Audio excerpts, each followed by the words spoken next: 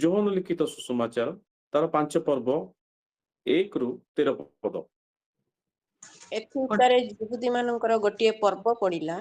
ଆଉ ଯୀଶୁ ଜିରୁସାଲମକୁ ଯାତ୍ରା କଲେ। ଜିରୁସାଲମର ମେଷଦ୍ୱାର ନିକଟରେ ଗୋଟିଏ ପୁଷ୍କରିଣୀ ଅଛି। ଏବ୍ରୀ ଭାଷାରେ ତାହାକୁ ବେତ୍ସେଦା ବୋଲି କହନ୍ତି। ତାହାର 5ଟି ମଣ୍ଡପ। ସେଗୁଡ଼ିକରେ ଅନେକ ଅନେକ ପୀଡ଼ିତ, ଅନ୍ଧ, ଖଞ୍ଜ ଓ ଶୁଷ୍କାଙ୍ଗ ପଡ଼ି ରହୁଥିଲେ। ସେମାନେ ଜଳ ସଞ୍ଚଳନ ଅପେକ୍ଷାରେ ରହୁଥିଲେ। କାରଣ କୌଣସି କୌଣସି ସମୟରେ ପ୍ରଭୁଙ୍କର ଜଣେ ଦୂତ ପୁଷ୍କରିଣୀରେ ଅବତରଣ କରି ଜଳ କମ୍ପାଉଥିଲେ। ଆଉ ଜଳ କମ୍ପିଲା ପରେ ଯେ କେହି ପ୍ରଥମରେ ସେଥିରେ ପ୍ରବେଶ କରୁଥିଲା, ଯେକୌଣସି ରୋଗରେ ଆକ୍ରାନ୍ତ ହୋଇଥିଲେ ସୁଦ୍ଧା ସୁସ୍ଥ ହେଉଥିଲା। ସେଠାରେ 38 ବର୍ଷାବଧି ରୋଗଗ୍ରସ୍ତ ଜଣେ ଲୋକ ଥିଲା। ଯୀଶୁ ତାକୁ ପଡ଼ି ରହିଥିବା ଦେଖି ବହୁ କାଳର ରୋଗୀ ବୋଲି ଜାଣି ତାକୁ ପଚାରିଲେ, ତୁମ୍ଭେ କଣ ସୁସ୍ଥ ହେବାକୁ ଇଚ୍ଛା କରୁଅଛ? ରୋଗୀଟି ତାହାଙ୍କୁ ଉତ୍ତର ଦେଲା, ମହାଶୟ, ଜଳ କମ୍ପିବା ସମୟରେ ମୋତେ ପୋଖରୀ ଭିତରକୁ ଘେନିଯିବା ପାଇଁ ମୋହର କେହି ନାହିଁ।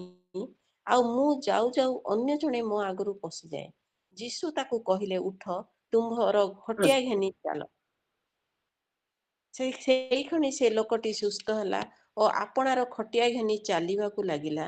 ସେଦିନ ବିଶ୍ରାମ ବାର ଥିଲା। ଅତଏବ ଯିହୁଦୀମାନେ ସୁସ୍ଥ ହୋଇଥିବା ଲୋକକୁ କହିବାକୁ ଲାଗିଲେ, ଆଜି ବିଶ୍ରାମ ବାର, ଖଟିଆ ବୋହି ନେଇ ଯିବା ତୁମ୍ଭର ବିଧିସଙ୍ଗତ ନୁହେଁ। କିନ୍ତୁ ସେ ସେମାନଙ୍କୁ ଉତ୍ତର ଦେଲା, ଯେ ମୋତେ ସୁସ୍ଥ କଲେ ସେ ମୋତେ କହିଲେ, ତୁମ୍ଭର ଖଟିଆ ଘେନି ଚାଲ।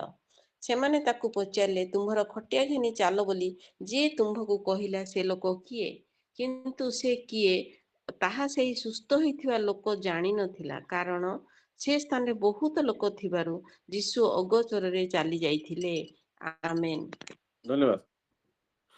ଯେତେବେଳେ ଆମେ ଦେଖୁ ଏଠାରେ ବେତ୍ସେଦା ପୁଷ୍କରିଣୀ ଆଉ ଲେଖାଯାଏ ମେଷ ଦ୍ୱାର ପାଖରେ। ଯେତେବେଳେ ଜିରୁସାଲେମରେ ଅନେକ ଦ୍ୱାର ଥିଲା, ସେଇ ଦ୍ୱାର ମଧ୍ୟରେ ଗୋଟେ ମେଷ ଦ୍ୱାର, ଆଉ ଯୋଉ ପଟେ ମେଷ ମାନଙ୍କୁ ଅଣାଯାଏ ପ୍ରାୟଶ୍ଚିତ୍ତର ବଳି ଯୋଉଠି ମନ୍ଦିରରେ ଚଢାଯାଏ, ଆଉ ସେପଟେ ନିଆ ହେଇକି ଆସୁଥିଲା, ସେଇଥିପାଇଁ ତାକୁ ମେଷ ଦ୍ୱାର ବୋଲି କୁହାଯାଏ। ଆଉ ସେ ଦ୍ୱାର ପାଖରେ ଆମେ ଦେଖୁ ବେତ୍ସାଇଦାର ଗୋଟେ ପୁଷ୍କରିଣୀ ଅଛି, 5ଟି ମଣ୍ଡପ ବୋଲି ବିଷୟରେ ଲେଖାଯାଏ। କିନ୍ତୁ ମୁଁ କହିବା ପାଇଁ ଚାହେଁ, ଆଉ ସେଇ ପୁଷ୍କରିଣୀ ପାଖରେ ଆମେ ଦେଖୁ ଅସୁସ୍ଥ, ଖଞ୍ଜ ଏବଂ ଅନ୍ଧ ସେଇ ଲୋକମାନେ ପଡିକି ରହୁଥିଲେ। ଜିରୁସାଲମ ଗୋଟେ ଶାନ୍ତିର ନଗରୀ କୁହାଯାଏ, କିନ୍ତୁ ଅନେକ ଲୋକ ସେଠାରେ ଅଶାନ୍ତିରେ ଥିଲେ। ଜିରୁସାଲମ ଗୋଟେ ଆଶୀର୍ବାଦର ନଗରୀ ବୋଲି କୁହାଯାଏ, କିନ୍ତୁ ସେଠାରେ ଅନେକ ଲୋକ ଆଶୀର୍ବାଦ ପାଇନଥିଲେ। ଜିରୁସାଲମ ଗୋଟେ ଉଦ୍ଧାର ସ୍ଥାନ ବୋଲି କୁହାଯାଏ, କିନ୍ତୁ ସେଇଠି ଅନେକ ଲୋକ ଆମେ ଦେଖୁ ସେମାନେ ବନ୍ଧନରେ ଥିଲେ। ଅନେକ, କାରଣ ସେଇଟାରେ ଲେଖାଯାଏ ଯୋଉମାନେ ଅସୁସ୍ଥ ଲୋକ, ଯୋଉମାନେ ଅନ୍ଧ ଲୋକ, ଯୋଉମାନେ ପକ୍ଷାଘାତୀ ଲୋକ, ସେଇ ଜାଗାରେ ଆମେ ଦେଖୁ ସେମାନେ ଏକତ୍ର ଥିଲେ। ଆଉ ତା ଭିତରେ ଗୋଟେ ଲୋକକୁ ଆମେ ଦେଖୁ ଯିଏ 38 ବର୍ଷ ଧରି ଯିଏ ଆକ୍ରାନ୍ତ ଥିଲେ ପକ୍ଷାଘାତୀ ରୋଗରେ। 38 ବର୍ଷ ଧରି ସେ ପକ୍ଷାଘାତୀ ରୋଗରେ ଆକ୍ରାନ୍ତ ଥିଲେ। ଏବଂ 38 ବର୍ଷ ଯାହା ଗୋଟେ ଛୋଟ ସମୟ ନୁହେଁ। 38 ବର୍ଷ ଗୋଟେ ଅପେକ୍ଷାର ସମୟ ଅଟେ। ଅପେକ୍ଷା କରିବା ବହୁତ କଷ୍ଟ ଅଟେ। ଆମେ ବିଭିନ୍ନ ବିଷୟ ପାଇଁ ଅପେକ୍ଷା କରିଥାଉ ଜୀବନରେ। ଆମେ ଜୀବନରେ ପିଲାମାନେ ଥାଆନ୍ତି, ଚାକିରି ପାଇବା ପାଇଁ ସେମାନେ ଅପେକ୍ଷା କରନ୍ତି। ଆଉ ସେ ପିଲାଙ୍କୁ ଯେତେବେଳେ ପଚରାଯାଏ, ଯୋଉ ଚାକିରି ପାଇବା ପାଇଁ ତୁମେ ଯୋଉ ଅପେକ୍ଷା କଲ ତା କେତେ କଷ୍ଟ, ସେମାନେ କହନ୍ତି, ଆଜ୍ଞା ମୁଁ ବହୁତ କଷ୍ଟ ଦେଇକି ଗଲି। ଯେବେ ଚାକିରି ପାଆନ୍ତି ବହୁତ ଆଶ୍ୱାସନା ସେମାନେ ଅନୁଭବ କରନ୍ତି, କିନ୍ତୁ ଯୋଉ ଅପେକ୍ଷାର ସମୟ ଥାଏ ତା ବହୁତ କଷ୍ଟକର ଅଟେ। ଯୋଉମାନେ ବ୍ୟବସାୟ କରନ୍ତି, ଲାଭ ଦେଖିବାକୁ ଇଚ୍ଛା କରନ୍ତି, ଯୋଉ ଅପେକ୍ଷା କରନ୍ତି ଯୋଉ ସମୟ, ତା ବହୁତ କଷ୍ଟକର ଅଟେ। ଅନେକ ପୁଅ ଝିଅ ବଡ ହେଇଥିବେ, ଯୋଉମାନେ ବିବାହ ବନ୍ଧନରେ ଆବଦ୍ଧ ହେବା ପାଇଁ ଚାହାନ୍ତି, ଆବଦ୍ଧ ହେବା ପୂର୍ବରୁ ସେମାନେ ଯୋଉ ଅପେକ୍ଷା କରନ୍ତି ଯୋଉ ସମୟ, ତା ବହୁତ କଷ୍ଟକର। ସେଇଭଳି ଭାବରେ ଆମେ ଯେତେବେଳେ ମେଡିକାଲ ଯାଇଥାଉ, ମେଡିକାଲରେ ଲାଇନ ଲଗେଇଥାଉ, ରୋଗୀମାନେ ଜଣକ ପରେ ଜଣେ ଲାଇନରେ ଥାଆନ୍ତି, ଆମ ଲାଇନ କେତେବେଳେ ଆସିବ, ଯୋଉ ଅପେକ୍ଷାର ସମୟ ଥାଏ, ଆମେ ବାରମ୍ବାର ଘଣ୍ଟାକୁ ଦେଖିଥାଉ, କେତେବେଳେ ମୋ ଲାଇନ ଆସିବ। ସେଇ ରୋଗୀଟି ଯେତେବେଳେ ଲାଇନରେ ଛିଡା ହେଇଥାଏ, ତାକୁ ଜଣା ପଡେ ଯେ ଅପେକ୍ଷାର ସମୟ ବହୁତ କଷ୍ଟର ସମୟ। ଆଜିକାଲି ଯୋଉ ସିଲିଣ୍ଡର ବହୁତ ଜାଗାରେ ଦେଖୁ ମିଳିବାଟା ବହୁତ କଷ୍ଟକର ହଉଛି। ଥରେ ମୁଁ ଗୋଟେ ଜାଗାକୁ ଦେଇକି ଯାଉଥିଲି, ଏତେ ଖରା, ଲୋକମାନେ ଗଛ ତଳେ ଅଛନ୍ତି, କିନ୍ତୁ ସିଲିଣ୍ଡର ଗୋଟେ ଲାଇନରେ ରଖା ହେଇଛି। ସେମାନେ ଯୋଉ ଲାଇନ ରେ ଛିଡା ହେଇଛନ୍ତି ସେମାନେ ନିଶ୍ଚୟ ଜାଣିପାରୁଥିବେ ଯେ ଅପେକ୍ଷାର ସମୟ ଏକ କଷ୍ଟର ସମୟ। କିନ୍ତୁ ଏଇ ରୋଗୀ 38 ବର୍ଷ ଧରି ପକ୍ଷାଘାତୀ ରୋଗରେ ଆକ୍ରାନ୍ତ, କିନ୍ତୁ ଅପେକ୍ଷା କରୁଛି ଯେ ମୁଁ କୋଉ ଦିନ ସୁସ୍ଥ ହେବି। 38 ବର୍ଷର ଅପେକ୍ଷା। ପ୍ରଭୁ ଯୀଶୁ ଖ୍ରୀଷ୍ଟ ଜଗତରେ ଥିଲାବେଳେ ଯେତିକି ବର୍ଷ ସେ ଜୀବନ କାଟି ଅଛନ୍ତି, ସେଇ 33 ବର୍ଷ ଠାରୁ ଅଧିକ ମଧ୍ୟ ଏଇ ରୋଗୀର ବୟସ, ଏଇ ରୋଗୀ ଅପେକ୍ଷା କରିଥିଲା 38 ବର୍ଷ। 38 ବର୍ଷ। ବେଳେ ବେଳେ ତା ଭାବିଲେ ବହୁତ ଲାଗେ ଯେ ସେ କେତେ କଷ୍ଟ ଦେଇକି ଯାଇଥିବ 38 ବର୍ଷ। କିନ୍ତୁ ଯେତେବେଳେ ଆମମାନେ ସେ ଅପେକ୍ଷା କରୁ, ଅପେକ୍ଷାରେ ଯେତେବେଳେ ଆମମାନଙ୍କୁ କଷ୍ଟ ହୁଏ, ସେ କ୍ଲେଶରୁ କୋଉଠି ନା କୋଉଠି ଆମମାନଙ୍କୁ ପ୍ରଭୁ ଧୈର୍ଯ୍ୟ ଦିଅନ୍ତି। ସେଇ ଧୈର୍ଯ୍ୟରୁ ଆମମାନଙ୍କୁ ଅନୁଭୂତି ଆସେ, ଆଉ ଅନୁଭୂତିରୁ ପ୍ରଭୁ ଭରସା ମଧ୍ୟ ଦିଅନ୍ତି। ରୋମୀ ତାର 5 ପର୍ବ 3-4 ଟିକେ ପଢନ୍ତୁ।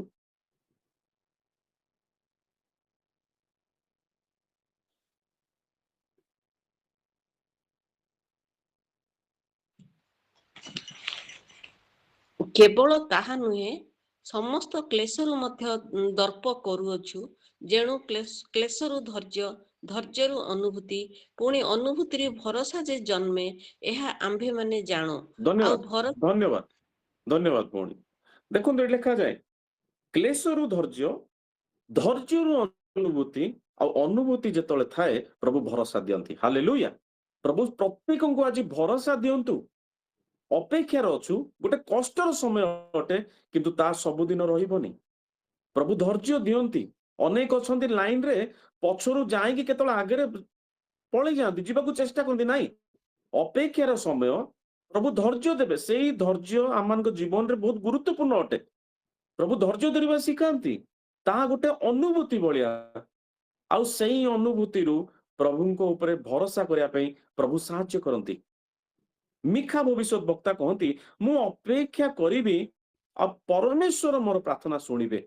ମିଖା ତାର 7:7 ଲେଖାଯାଏ, ମୁଁ ଅପେକ୍ଷା କରିବି କିନ୍ତୁ ପରମେଶ୍ୱର ମୋର ପ୍ରାର୍ଥନା ଶୁଣିବେ।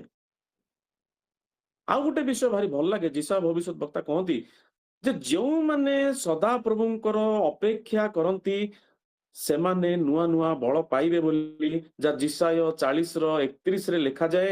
ଯୋଉମାନେ ଅପେକ୍ଷା କରିବେ, those who are wait upon the Lord, ଯୋଉମାନେ ଅପେକ୍ଷା କରିବେ ସେମାନେ ନୂଆ ନୂଆ ବଳ ପାଇବେ ଆଉ ଉତ୍କର୍ଷ ପକ୍ଷୀ ପରି ଉପରକୁ ଉଠିବେ।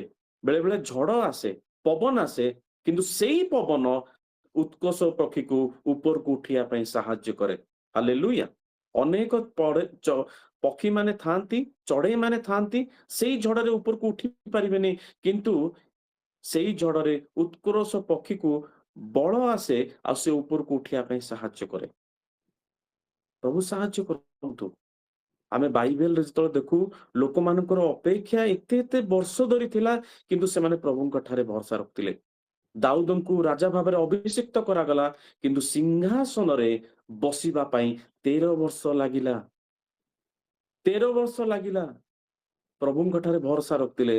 13 ବର୍ଷ ପରେ ଦାଉଦ ସିଂହାସନରେ ବସିଲେ। ହାଲେଲୁୟା। ଯୋସେଫଙ୍କ ବିଷୟ ଦେଖୁ, ଯେତେବେଳେ ତାଙ୍କ ଭାଇମାନେ ତାଙ୍କୁ ବିକ୍ରୟ କଲେ, ଯେତେବେଳେ ସେ ବନ୍ଦୀ ହେଲେ, ଏଇ ବର୍ଷ ଯେତେବେଳେ ଆମେ ଅଟକଳ କରୁ, ପାଖାପାଖି 13 ବର୍ଷ, କିନ୍ତୁ ସେ 13 ବର୍ଷରେ ପ୍ରଭୁ ପୂର୍ବରୁ ତାଙ୍କୁ ଯୋଉ ଦର୍ଶନ ସ୍ୱପ୍ନ ମାଧ୍ୟମରେ ପ୍ରଭୁ ଦେଖେଇଥିଲେ, ସେଇ ସ୍ୱପ୍ନ ସଫଳ ହେବା ପାଇଁ 13 ବର୍ଷରୁ ଉର୍ଦ୍ଧ୍ୱ ସମୟ ଲାଗିଲା। ମିଶ୍ରର ପ୍ରଧାନମନ୍ତ୍ରୀ ହେବା ପାଇଁ ଯୋଉମାନେ ଅପେକ୍ଷା କରିବେ, ପ୍ରଭୁ ସେମାନଙ୍କୁ ନୂଆ ନୂଆ ବଳ ଦେବେ। ହାଲେଲୁୟା। ପ୍ରଭୁ ନୂଆ ନୂଆ ବଳ ଦେବେ। ଅପେକ୍ଷା ଏକ ଲମ୍ବା ଅପେକ୍ଷା ହେଇପାରେ, କିନ୍ତୁ ଅପେକ୍ଷାର ଅନ୍ତ ଅଛି। ସେ କ୍ଲେଶ ହେଇପାରେ, କଷ୍ଟ ଦେଇକି ଯାଇପାରୁ, କିନ୍ତୁ ତା ଭିତରୁ ପ୍ରଭୁ ଧୈର୍ଯ୍ୟ ଦେବେ, ଆଉ ସେଇ ଧୈର୍ଯ୍ୟରେ ପ୍ରଭୁ ଭରସା ଦିଅନ୍ତି ତାଙ୍କ ଉପରେ ଭରସା କରିବା ପାଇଁ। ପ୍ରଭୁ ସାହାଯ୍ୟ କରନ୍ତୁ। 38 ବର୍ଷର ରୋଗୀକୁ से भाबुथुबो मु केबे ठीक हेई परिबिनी। बेतसैदा पुष्करिणी पाखरे अनेक हेई पारे खंज अंध असुस्थ थिबे, चित्कार शुभुथुबो, व्यतिव्यस्त हेई पडुथुबे लोक माने जे मु केबे ठीक हेबी, मु केबे ठीक हेबी, किंतु those who are wait upon the Lord से माने नुआ नुआ बळ पाइबे। प्रभु साहाय्य करंतु। आज हेई पारे आमे अनेक विषय पई आज अपेक्षा करि थाई पारु, व्यतिव्यस्त हेई जाई थाई पारु।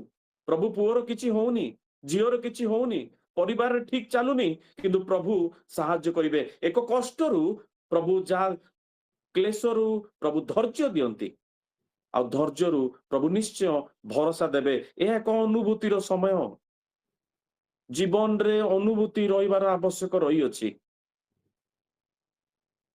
आ सेई अपेक्षा निश्चय दिने ना दिने अंत हबो, जो माने प्रभु को ऊपर भरोसा रखंती। प्रभु साहाय्य करंतु। जेतेबळे ए बेतसैदा पुष्करिणी को आमने देखु से 38 वर्षर पक्षाघाती रोगी विषय रे जेतेबळे आमने देखु से अपेक्षा करि अछि। 2 रे जेतेबळे सेठी पढु गोटे विषय आम जीवन को सेठारे आमने सुधारिबा पई रही अछि। जेतेबळे आमने देखु जोहन 5:7 रे कि टिके पढिबे एई विषय पई से सेठारे पढ़ी कि रहू अछि। जोहन 5:7 ରୋଗୀଟି ତାହାଙ୍କୁ ଉତ୍ତର ଦେଲା, ମହାଶୟ, ଜଳ କମ୍ପିବା ସମୟରେ ମତେ ପୋଖରୀ ଭିତରକୁ ଘେନି ଯିବା ପାଇଁ ମୋହର କେହି ନାହିଁ। ଆଉ ମୁଁ धन्यवाद धन्यवाद भौणी, बहुत धन्यवाद। मु काहेकि कहूछि एई पोखरी भितरकू घेनी जीवा पई मोर केही नाही, ता माने सहभागिता निश्चय दरकार। लोकटीर सहभागिता नाही, अनेक ता चारिपटे अछंती किंतु घेनी जीवा पई केही नाहांती। सहभागिता आमानको जीवन रे निश्चय आवश्यक अटे। जेतला माने बाइबल पढु मार्क तार 2:1-4 लिखा जाए, जने पक्षाघाती रोगरे आक्रांत आउ 4 जण आछंती ताकू नेकी जाउचंती। यीशु आरो ग्राम रे अछंती बोली लिखा जाए, मार्क 2:1-4 आरो ग्राम रे अछंती। आउ देतल देखिले जे सेमाने ता मध्य को नेई पारु नाहंती, गहळी अछि, ऊपर को नेकी छात भांगी की खटिया रे घेनी की तळु को ओल्हेई देले बोली लिखा जाए। ता माने जेतला माने जीवन रे आमानकर आत्मिक अवस्था पक्षाघाती रोग पक्षाघाती बळे अवस्था रे थिबो, सेतबळे आत्मिक लोक माने आमानकु प्रभुଙ୍କ आडकु कढेई कि नियंती। हालेलुया। सहभागिता निश्चय आवश्यक अटे। जेतबळे आपण प्रार्थना रे दुर्बल थिबे, जेतबळे आपण आत्मिक अवस्था रे दुर्बल थिबे, सेतबळे आपणक पाखरे थिबा जो माने प्रार्थना रो योद्धा, जो माने प्रभुଙ୍କ ठारे उत्तम विश्वासी विश्वासिनी, से माने आपनको प्रभुଙ୍କ आडकु नेबे। आज जो भले भाबरे ए जूम मीटिंग रे हेई पारे, ए गूगल मीट रे आज्ञा उठंतु, सकाळ हेलाणी आपणकर आज वाक्य अध्ययन अछि, आज्ञा उठंतु, आज आपनको गीत गाइबार अछि। एई सहभागिता प्रभुଙ୍କ आडकु कढेई कि निये। हेई पारे आम माने दुर्बल थाई पारु, किंतु आमानकु सेई सबल लोक माने दरकार, जो माने आमानकु प्रभुଙ୍କ आडकु कढेई कि नेबे। गोटे गोलमरीच गछ केबे एकुटिया बढ़ी पारिबनी, ताकू गोटे सपोर्ट दरकार, ता ऊपर गुड़ेकिया ऊपर को जाए। प्रभु सेई बेला भाबरे एक सपोर्ट आमानकु दियंतु, एक सहभागिता दियंतु, जो सहभागिता आमानकु आगुकु बढ़ेई कि नबो। बाइबल बुझु नथुला, जेतले बुझी पारु नथबो, बुझिया पई आमानक पाखरे जो सहभागिता आमानकु बुझिया पई सहाय्य करिवो। प्रार्थना न करला बेले से माने सहाय्य करिवे जे प्रार्थना रे आगेबा पई। जेतला माने नूतन नियम रे जेतला माने देखु आक्विला आउ प्रिस्किला से माने कोन करूछंदी, जेतले प्रेरित 18 पर्व 24-26 पढ़िबे, आपोलो नामक जने सुवक्ता जे प्रचार करूथिले, किंतु से खाली जोहनक विषय रे प्रचार करूथिले, जोहनक बाप्तिस्म विषय रे। पढ़ंतु टिके प्रेरित 18-24-26। ଇତିମଧ୍ୟରେ ଆପୋଲୋ ନାମକ ଜଣେ ଯିହୁଦୀ ଏଫିସକୁ ଆସିଲେ। ତାଙ୍କର ଜନ୍ମସ୍ଥାନ ଆଲେକ୍ଜାଣ୍ଡ୍ରିଆ। ସେ ସୁବକ୍ତା ଓ ଧର୍ମଶାସ୍ତ୍ରରେ ଶକ୍ତିଶାଳୀ ଥିଲେ। ଏହି ବ୍ୟକ୍ତି ପ୍ରଭୁଙ୍କ ମାର୍ଗ ବିଷୟରେ ଶିକ୍ଷାପ୍ରାପ୍ତ ହୋଇଥିଲେ। ପୁଣି ଆତ୍ମାରେ ଉତ୍ତପ୍ତ ହୋଇ ଯୀଶୁଙ୍କ ବିଷୟ ସୂକ୍ଷ୍ମ ରୂପେ କହି ଶିକ୍ଷା ଦେଉଥିଲେ। କିନ୍ତୁ ସେ କେବଳ ଯୋହନଙ୍କ ବାପ୍ତିସ୍ମ ବିଷୟ ଜାଣିଥିଲେ। ସେ ସମାଜ ଗୃହରେ ସାହସ ସହିତ କଥା କହିବାକୁ ଲାଗିଲେ। କିନ୍ତୁ ପ୍ରିସ୍କିଲା ଓ ଆକିଲା ତାଙ୍କ କଥା ଶୁଣି ତାଙ୍କୁ ଆପଣମାନଙ୍କ ସାଙ୍ଗରେ ରଖି ଅଧିକ ସୂକ୍ଷ୍ମ ରୂପେ ଈଶ୍ୱରଙ୍କର ମାର୍ଗ ବିଷୟ ତାଙ୍କୁ ବୁଝାଇ ଦେଲେ। ଧନ୍ୟବାଦ। ଦେଖନ୍ତୁ, ଯେତେବେଳେ ସହଭାଗିତା ଥିବ, ସେମାନେ ବାଇବେଲ ସମ୍ବନ୍ଧୀୟ ବିଷୟ ଆହୁରି ବୁଝିବା ପାଇଁ ଆପଣଙ୍କୁ ସାହାଯ୍ୟ କରିବେ। ପ୍ରାର୍ଥନାରେ ଦୁର୍ବଳ ଥିଲେ ଆହୁରି ଆଗକୁ ବଢିବା ପାଇଁ ସାହାଯ୍ୟ କରିବେ। ଭୟରେ ଯେତେବେଳେ ଥିବେ, ସେମାନେ ସେତେବେଳେ ସାହସ ଦେବେ। ସହଭାଗିତା ଯେ ପ୍ରଭୁଙ୍କ ଠାରେ ପ୍ରଭୁ ନିଶ୍ଚୟ ଆଶ୍ଚର୍ଯ୍ୟ କାର୍ଯ୍ୟ କରିବେ, ଭୟ କରେ ନା, ସାହସ ଦେବେ। ଯେତେବେଳେ ଆମେ ଦେଖୁ ଯୋନାଥନ, ଯେତେବେଳେ ଆମେ ଦେଖୁ ସେ ଦାଉଦଙ୍କ ନିକଟକୁ ଗଲା, ପ୍ରଥମ ସାମୁଏଲ 23 ପର୍ବ 16-17 ଆପଣ ଦେଖିବେ। ପରେ ଦାଉଦଙ୍କ ନିକଟକୁ ଗଲା, ଆଉ ସାଉଲ ଦାଉଦଙ୍କୁ ମାରିବା ପାଇଁ ସେତେବେଳେ ସେ ଚାହୁଁଥିଲେ, କିନ୍ତୁ ଯୋନାଥନ କହୁଛି ଦାଉଦଙ୍କୁ ଯେ ତୁମେ ଭୟ କର ନାହିଁ, ଭୟ କର ନାହିଁ। ଯେତେବେଳେ ଆପଣ ପଢିବେ ପ୍ରଥମ ସାମୁଏଲ 23 ପର୍ବ ତାର 16 ପଦରେ ହିନ୍ଦୀରେ ବହୁତ ବଢିଆ ଲେଖାଯାଏ। ପ୍ରଥମ ସାମୁଏଲ 23 ପର୍ବ 16 ପଦରେ ଲେଖାଯାଏ, ଏଣୁ ଓଡିଆରେ ଲେଖାଯାଏ, ଏଣୁ ସାଉଲଙ୍କ ପୁତ୍ର ଯୋନାଥନ ଉଠି ଦାଉଦଙ୍କ କତିକି ବଣକୁ ଗଲା ଓ ପରମେଶ୍ୱରଙ୍କ ଠାରେ ତାଙ୍କ ହସ୍ତ ସବଳ କଲା। କିନ୍ତୁ ହିନ୍ଦୀରେ ବହୁତ ବଢିଆ ଲେଖାଯାଏ कि साउल का पुत्र जोनाथन उठकर उसके पास होरेस में गया और परमेश्वर की चर्चा करके उसको ढाढ़स दिलाया। ता माने ढाढ़स माने हिम्मत, साहस, ताकू साहस दउची जे तू भय करना। ता माने सहभागिता जदि थिबो, आपनको भयर परिस्थिति रे आपनको साहस दबो। बाइबेल न बुझुवा समय रे आपनको बुझिवा ପାଇଁ ସାହାଯ୍ୟ କରିବେ। सहभागिता निश्चय आवश्यक अटे। आद्य मंडली रे लोक माने ଲେଖାଯାଏ, ପ୍ରେରିତ ମାନେ ରୁଟି ଭାଙ୍ଗିବାରେ, ପ୍ରାର୍ଥନା କରିବାରେ ନିବିଷ୍ଟ ଚିତ ହୋଉଥିଲେ। ପ୍ରେରିତ ତାର 2 ପର୍ବ 46-47 ରେ ଲେଖାଯାଏ। ଆଉ ଲେଖାଯାଏ ସେମାନେ ସମସ୍ତଙ୍କର ପ୍ରିୟ ପାତ୍ର ଥିଲେ। ଆଜି ଯଦି ଜଣେ ଅନ୍ୟଙ୍କ ସହିତ ଯଦି ମଣ୍ଡଳୀରେ ପଡୁନି, ତାହେଲେ ସହଭାଗିତା ହେଇପାରିବନି। ତା ମାନେ ସହଭାଗିତା ପାଇଁ ସମସ୍ତ ସହିତ ଆମମାନଙ୍କୁ ମିଶିବା ଦରକାର। ସହଭାଗିତା ନଥିଲେ ଆମମାନେ ଆଗକୁ ବଢିବାନି। ଏଇ ଲୋକ ସେଇଥିପାଇଁ କହୁଛି, ଆଜ୍ଞା ଭିତରକୁ ନେଇଯିବା ପାଇଁ ମୋ ପାଖରେ କେହି ନାହାନ୍ତି। ଆଜି ବି ସେଇଭଳିଆ ଭାବରେ ଯଦି ଆଜି ଆମେ ଏକୁଟିଆ ଅଛୁ, ଯଦି ସହଭାଗିତା ନାହିଁ, କୋଉଠି ନା କୋଉଠି ଆତ୍ମିକ ଜୀବନରେ ଆମମାନେ ଆଗକୁ ବଢି ପାରିବାନି। ଆତ୍ମିକ ଜୀବନରେ ଆଗକୁ ବଢିବାକୁ ହେଲେ ସହଭାଗିତା ନିଶ୍ଚୟ ଆବଶ୍ୟକ ଅଟେ। ପ୍ରେରିତ ମାନଙ୍କ ସମୟରେ ଲୋକମାନେ ସେତେବେଳେ ଅନ୍ୟର ପ୍ରିୟ ପାତ୍ର ଥିଲେ। ଆଜି ହେଇପାରେ ଆମେ ଅନ୍ୟର ପ୍ରିୟ ପାତ୍ର ହେଇପାରୁନୁ ବହୁତ ସମୟରେ, ଯେହେତୁ ଜଣଙ୍କ ସହିତ ଅନ୍ୟର କଥାବାର୍ତ୍ତା ନାହିଁ, ପ୍ରେମ ନାହିଁ, ସମ୍ପର୍କ ନାହିଁ। ସହଭାଗିତା ନିଶ୍ଚୟ ଆବଶ୍ୟକ ଅଟେ। ଯେତେବେଳେ ମୁଁ ପଢେ ଗୋଟେ ବିଷୟ ପାଉଲ ଆଉ ତିମୋଥୀଙ୍କ ବିଷୟରେ, ମତେ ଭାରି ଭଲ ଲାଗେ ସେମାନଙ୍କ ସହଭାଗିତା। ଫିଲିପିଓ 2:22 ରେ ଲେଖାଯାଏ ଯେ ସେମାନେ ମିଶିକି ସେବା କାର୍ଯ୍ୟ କରୁଥିଲେ। ପାଉଲ କହୁଛନ୍ତି ସେ ମିଶିକି ମୋ ସହିତ ସେବା କରିଥିଲେ। ଫିଲିପିଓ 2:22 ପଢନ୍ତୁ ଟିକେ।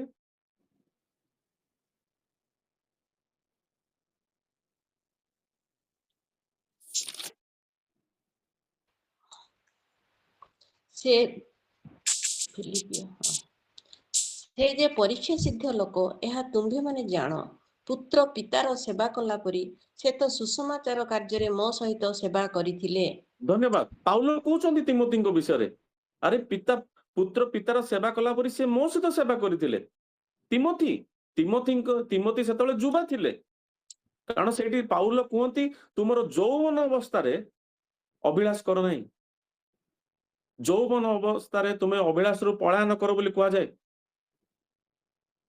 ତା ମାନେ ସେଠାରେ ତିମୋଥୀ ଯେ ଯୌବନ ଅବସ୍ଥାରେ ଅଛନ୍ତି, କିନ୍ତୁ ପାଉଲ ସେ ଜାଗାରେ ବୃଦ୍ଧ ଅବସ୍ଥାରେ ଅଛନ୍ତି। କେମିତି? ଫିଲିମନ 1 ପର୍ବ 9 ପଦ ଟିକେ ପଢନ୍ତୁ ଭଉଣୀ।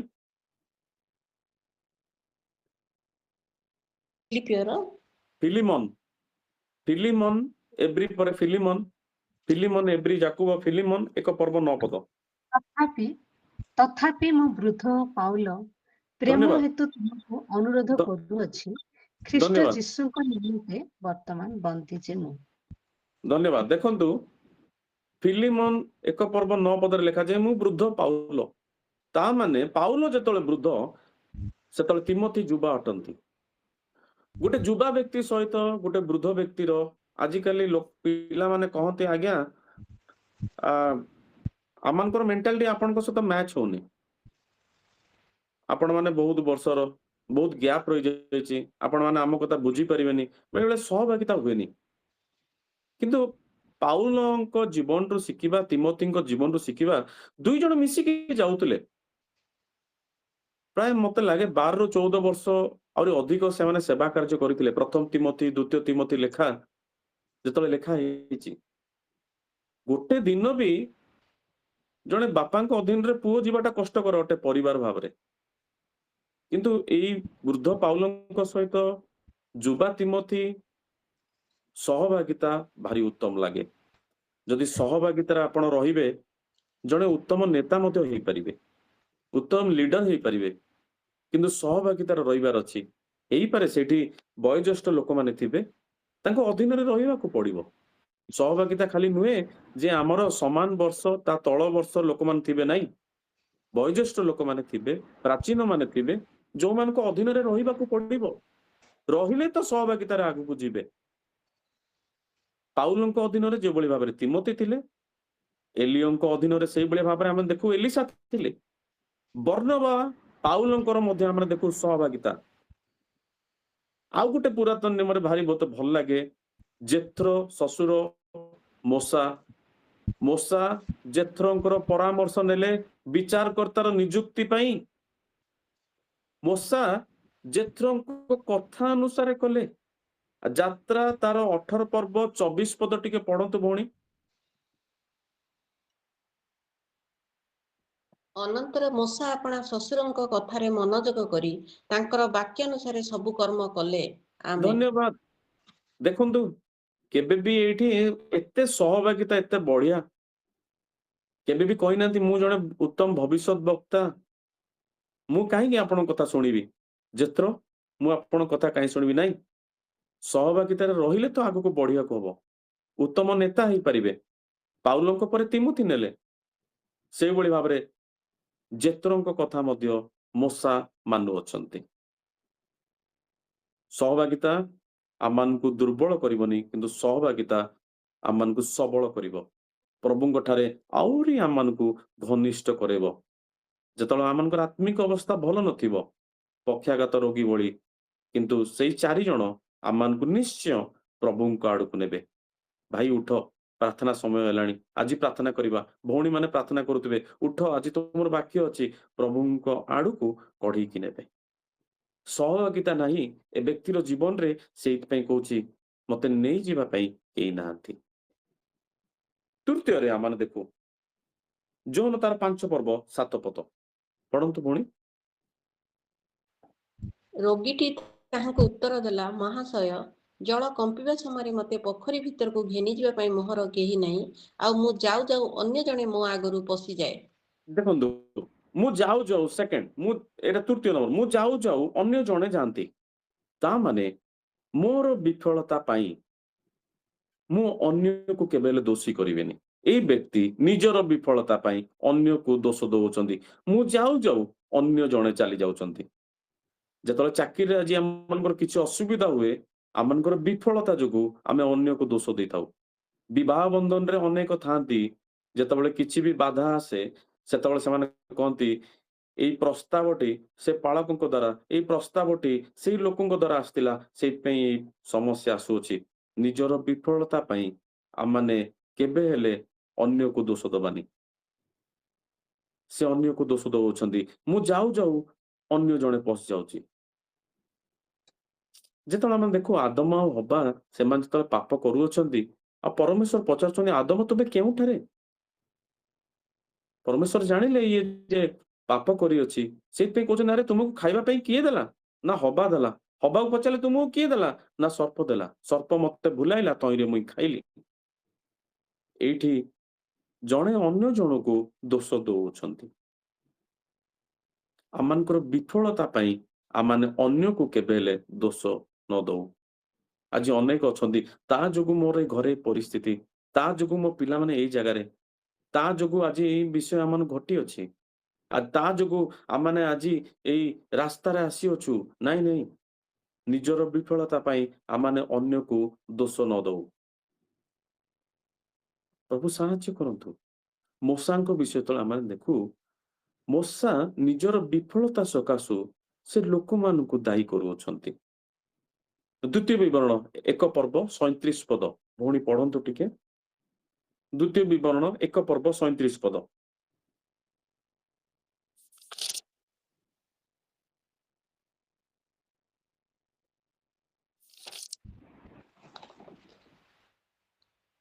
ଆଉ ସଦାପ୍ରଭୁ ତୁମ୍ଭମାନଙ୍କ ସକାଶୁ ମୋ ପ୍ରତି କ୍ରୋଧ କରି କହିଲେ, ତୁମ୍ଭେ ମଧ୍ୟ ସେ ସ୍ଥାନରେ ପ୍ରବେଶ କରିବ ନାହିଁ।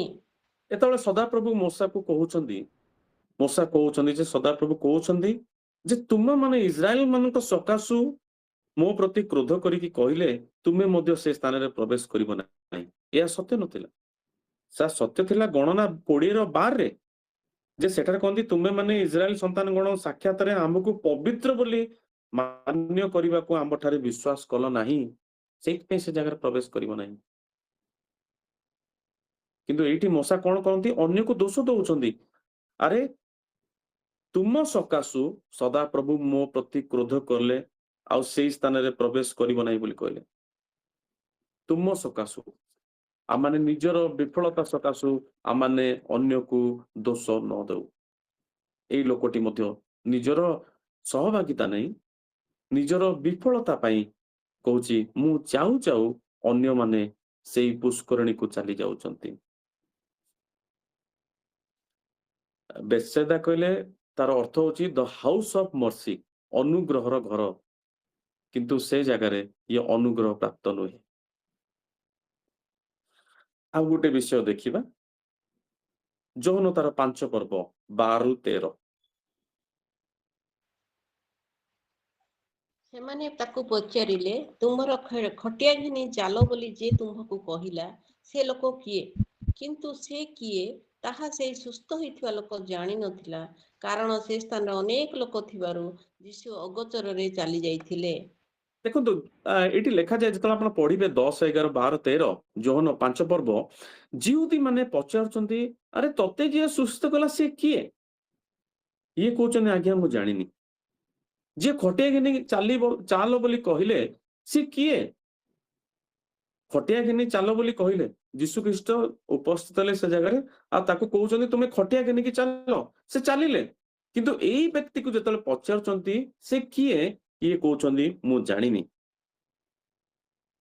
ଯୀଶୁ ଖ୍ରୀଷ୍ଟ ଯେ ଜଣେ ସୁସ୍ଥକାରୀ, କିନ୍ତୁ ଏଇ ବ୍ୟକ୍ତି ଜାଣିନି। ଏଇ ବ୍ୟକ୍ତି ଜାଣିଛି ଯେ ସୁସ୍ଥତା ପାଇବା ପାଇଁ ମତେ ଏଇ ଜାଗାକୁ ଆସିବାର ଅଛି, ଏଇ ବେତ୍ସେଦା ନାମକ ଜାଗାରେ ମତେ ଆସିବାର ଅଛି, ମୁଁ ଏଠାରେ ଅପେକ୍ଷା କରିକି ରହିବି, କିନ୍ତୁ ସୁସ୍ଥକାରୀ କିଏ ସେ ଜାଣିନି। ଜଳ କମ୍ପିତ ହେବା ସମୟରେ ମୁଁ ଗଲେ ସେଇଠି ସୁସ୍ଥ ହେବି, କିନ୍ତୁ ସୁସ୍ଥକାରୀ କିଏ ସେ ଜାଣିନି। ଆଜି ଅନେକ ଲୋକ ଅଛନ୍ତି ଯୋଉମାନେ ସୁସ୍ଥତା ପାଇଁ ଆକର୍ଷିତ ଅଟନ୍ତି, କିନ୍ତୁ ଯୀଶୁ ଖ୍ରୀଷ୍ଟ ଯେ ସୁସ୍ଥକାରୀ ତା ସେମାନେ ନିଜ ଜୀବନରେ ଅନୁଭୂତି କରିନାହାନ୍ତି, ନିଜ ଜୀବନରେ ଏକ୍ସପିରିଏନ୍ସ ନାହିଁ ଯେ ଯୀଶୁ ଖ୍ରୀଷ୍ଟ ଯେ ସୁସ୍ଥକାରୀ। ଅନେକ ଆଜି ସୁସ୍ଥତାକୁ ଦେଖିକି ଆକର୍ଷିତ ହୁଅନ୍ତି, କିନ୍ତୁ ପ୍ରଭୁ ଯୀଶୁ ଖ୍ରୀଷ୍ଟଙ୍କ ଆଡକୁ ସେମାନେ ଆକର୍ଷିତ ନୁହନ୍ତି।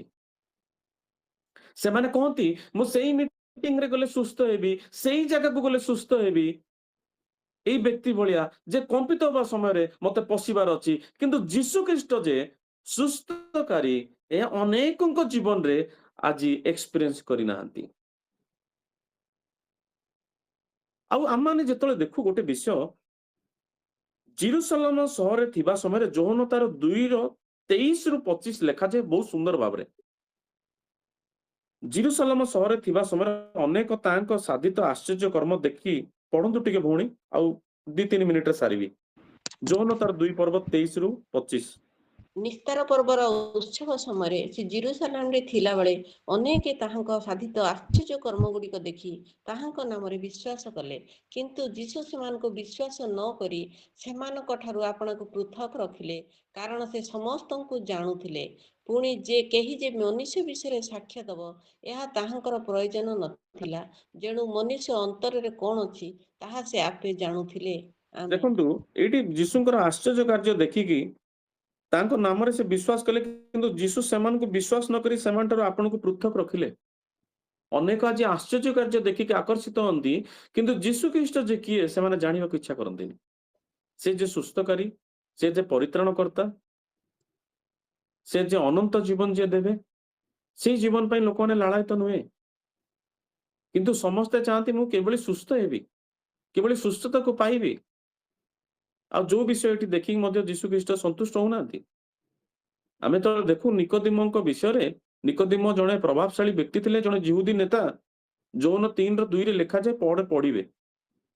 ସେ କୁହେ ଗୋଟେ ରାତିରେ ଥରେ ଆସୁଛି ନିକୋଦିମ, ସେ କହୁଛି ଆଜ୍ଞା ଆପଣ ଯୋଉ ଆଶ୍ଚର୍ଯ୍ୟ କାର୍ଯ୍ୟ କରୁଅଛନ୍ତି ଈଶ୍ୱର ସାଙ୍ଗରେ ନଥିଲେ କେହି କରିପାରେ ନାହିଁ। ଯୌନ 3:2 ଲେଖାଯାଏ ଆପଣ ଯୋଉ ଆଶ୍ଚର୍ଯ୍ୟ କାର୍ଯ୍ୟ କରୁଅଛନ୍ତି ଈଶ୍ୱର ସାଙ୍ଗରେ ନଥିଲେ କେହି କରିପାରେ ନାହିଁ। କିନ୍ତୁ ତା ପରବର୍ତ୍ତୀ ଉତ୍ତର ଯୀଶୁ ଯାହା ଦଉଛନ୍ତି ତାହା ବହୁତ ଆଶ୍ଚର୍ଯ୍ୟ ଲାଗେ। ସେ କହୁଛନ୍ତି ଆରେ ଜଳ ଆତ୍ମାରୁ ଜନ୍ମ ନ ନେଲେ କେହି ସ୍ୱର୍ଗ ରାଜ୍ୟ ଦେଖିପାରିବ ନାହିଁ। ମୁଁ ସତ୍ୟ ସତ୍ୟ ତୁମକୁ କହୁଛି, ଜଳ ଆଉ ଆତ୍ମାରୁ ଜନ୍ମ ନ ନେଲେ କେହି ସ୍ୱର୍ଗ ରାଜ୍ୟ ଦେଖିପାରିବ ନାହିଁ। କିନ୍ତୁ ଇଏ ଯୋଉ କହୁଛି ଆଜ୍ଞା ଈଶ୍ୱର ସାଙ୍ଗରେ ନଥିଲେ କେହି ଆଶ୍ଚର୍ଯ୍ୟ କାର୍ଯ୍ୟ କରିପାରେ ନାହିଁ, ଆମେ ହେଇଥିଲେ କଣ କହିଥାନ୍ତୁ? ଜଣେ ଯଦି ଆମକୁ କହିଥାନ୍ତା ଆଜ୍ଞା ଆପଣ ଯୋଉ ଆଶ୍ଚର୍ଯ୍ୟ କାର୍ଯ୍ୟ କରୁଅଛନ୍ତି ଈଶ୍ୱର ସାଙ୍ଗରେ ନଥିଲେ କେହି କରିପାରିବ ନାହିଁ, ଆମେ କହିଥାନ୍ତୁ ଆଜ୍ଞା ଆପଣ ଗତ ମିଟିଂରେ ଆସିଥିଲେ କି, ଦେଖିଲେ କି? ଆଜ୍ଞା ବହୁତ ଲୋକ ଥିଲେ, ବହୁତ ଲୋକ ସୁସ୍ଥ ହେଲେ। ଓହୋ ଆପଣ ଦେଖିଲେ କି? ଆଶ୍ଚର୍ଯ୍ୟ କାର୍ଯ୍ୟ ଦେଖିକି ନିକୋଦିମ ପ୍ରଭାବିତ ହେଇଥିଲେ। ସେଇଥିପାଇଁ ଯୀଶୁ ଖ୍ରୀଷ୍ଟ ତାଙ୍କୁ କହୁଛନ୍ତି ଜଳ ଆଉ ଆତ୍ମାରୁ ଜନ୍ମ ନ ନେଲେ ସ୍ୱର୍ଗ ରାଜ୍ୟରେ ପ୍ରବେଶ କରିପାରିବ ନାହିଁ। ସୁସ୍ଥତା ଦେଖିକି ଆସିଥିଲେ। ଯୀଶୁଙ୍କର ପ୍ରଥମ ଆଶ୍ଚର୍ଯ୍ୟ କାର୍ଯ୍ୟ ହେଲା ଜଳକୁ ଦ୍ରାକ୍ଷା ରସରେ ପରିଣତ କରିବା, ଆଉ ସେଇ ଜଳକୁ ଦ୍ରାକ୍ଷା ରସ ପରିଣତ କରିବା ସେଇ ଦେଖିକି ସେ ଆସିଥାଇପାରେ। କିନ୍ତୁ ଆଶ୍ଚର୍ଯ୍ୟ କାର୍ଯ୍ୟ ଦ୍ୱାରା ପ୍ରଭାବିତ ବ୍ୟକ୍ତିକୁ ମଧ୍ୟ ନିକୋଦିମ ଫାରୁସି ହେଲେ ମଧ୍ୟ ତାକୁ କହୁଛନ୍ତି ଜଳ ଆଉ ଆତ୍ମାରୁ ଜନ୍ମ ନେବାର ଅଛି। ଆଜି ଅନେକ ଆଶ୍ଚର୍ଯ୍ୟ କାର୍ଯ୍ୟ ଦେଖିକି ପ୍ରଭାବିତ ଅଟନ୍ତି। ଆଜି ଅନେକ କହନ୍ତି ଆମେ ମାନେ ମିଟିଂ କରିଥିଲୁ, ବହୁତ ଲୋକ ସୁସ୍ଥ ହେଲେ, କିନ୍ତୁ ଯୋଉ ଲୋକ ସୁସ୍ଥ ହଉଛନ୍ତି ସେମାନେ ପ୍ରଭୁଙ୍କୁ ଜାଣୁନାହାନ୍ତି। ଏଇ ଲୋକଟା ମଧ୍ୟ ତାକୁ ଯେତେବେଳେ ପଚରା ଯାଉଛି ଆଜ୍ଞା ଆପଣଙ୍କୁ କିଏ କହିଲା ଖଟିଆ ଘେନି ଚାଲ, ଇଏ କହୁଛି ନା ଆଜ୍ଞା ମୁଁ ଜାଣିନି। ମୁଁ ଜଳ କମ୍ପିତ ହେବା ପାଇଁ, ଜଳ ଯେତେବେଳେ କମ୍ପିତ ହବ ତା ଭିତରକୁ ପଶିବା ପାଇଁ ଚାହେଁ, କିନ୍ତୁ ସୁସ୍ଥତା ଦେବା ପାଇଁ ଚାହାନ୍ତି। ଯିଏ ସୁସ୍ଥତା ଦିଅନ୍ତି ମୁଁ ତାଙ୍କୁ କିନ୍ତୁ ଜାଣେନି। ଆଜି ଆମମାନଙ୍କ ଜୀବନରେ କଣ ସେଇଭଳିଆ ଅଛି କି? ସୁସ୍ଥତା ପାଇବା ପାଇଁ ଚାହୁଁ, ପ୍ରଭୁଙ୍କ ଠାରୁ ସବୁ କିଛି ପାଇବା ପାଇଁ ଚାହୁଁ, କିନ୍ତୁ ପ୍ରଭୁଙ୍କୁ କେତେ ଜାଣିଛୁ ଆମେ? ତା ଗୁରୁତ୍ୱପୂର୍ଣ୍ଣ ଅଟେ।